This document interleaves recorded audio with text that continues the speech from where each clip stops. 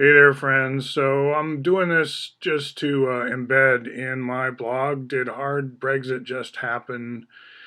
This is me opining in the absence of much information, so take it with a large grain of salt. I don't know where NATO comes down in this exactly. I'm talking about the seizure of the supertanker, and I wanted to follow up also on that article in Atlantic Monthly that calls Tucker a dove because he doesn't want to go with Bolton's harebrained numbskull schemes. I think that's also ignoring the fact that to have the military come to you and say 150 people, más o menos, if we start attacking Iran's military for the drone takedown, Trump responds very reasonably, actually, that nobody really knows, right? Once you kill 150 Iranians, what do? They sit back and are on their hands and say, "Oh, we're sorry that you bombed us when we shot down a drone we think over our territory." I mean, that was again never really investigated. It takes, let me just put it this way, it takes 6 months to really do an investigation. Let's say 2 months if you want to really push it.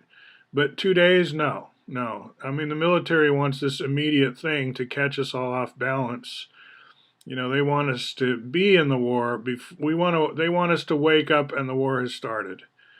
You know, and then we just have to. We have no choice. We have to rally behind the troops or whatever.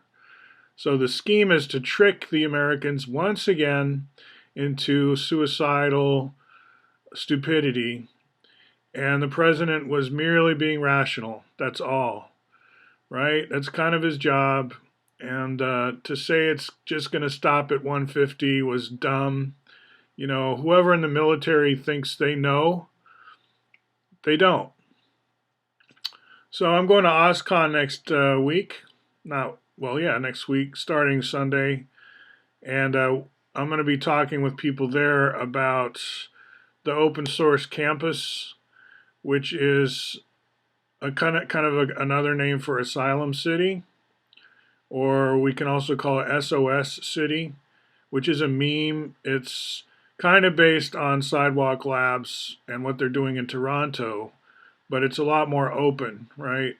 We need to have a lot of thinking by the open source community regarding how we want to do these open source campus facilities.